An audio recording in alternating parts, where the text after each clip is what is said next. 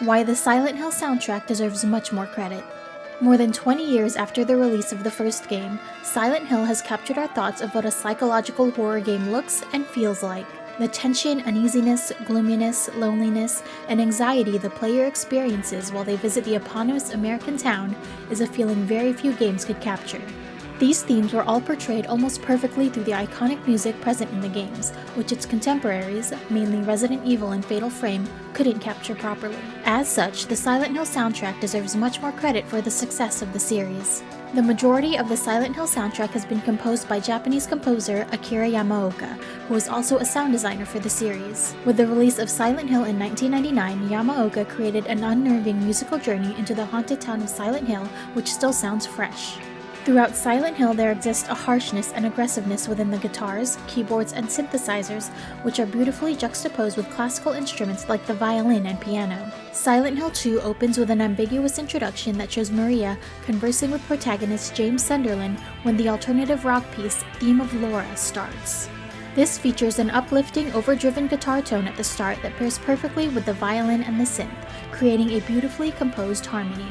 This is followed by a very short, sweet-sounding solo from the violin, and then is followed by the original theme that is played at the start.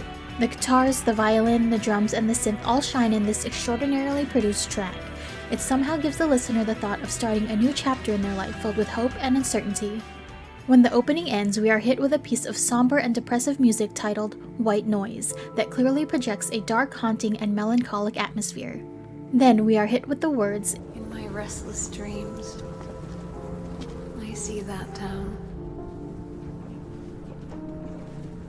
Silent Hill." The use of music perfectly encapsulates the themes and moods the game is trying to portray at every moment. Sometimes it's uplifting, sometimes it's downright depressing, and other times it showcases the feeling of not feeling anything. The slow tempo of True and the slight presence of the synth throughout keeps the attention of the listener and gives them time to process all the emotions they might be witnessing, just like James. It provides an uneasy but calming presence to the listener. It's not just the instruments that direct the mood, but also the vocals. Most notably, in Silent Hill 3, where vocals were first featured, Mary Elizabeth McGlynn uses her extraordinary voice to capture the rawness and even the angsty feelings of Heather, the protagonist. It's no question that Silent Hill is vastly different compared to other horror games of its times, and even now, and the soundtrack is a key factor in differentiating it from others. The ambience in the songs portrays a wide variety of themes, including death, despair, gloominess, isolation, loneliness, and redemption. The tones present and the instruments bring about an atmosphere that makes the listener feel a wide range of emotions and feelings. This is what made the series so successful and iconic. It's not just the gameplay, the characters, the story, or the visuals. It's the emotional psychology that the games bring, which is perfectly presented in the masterful soundtrack.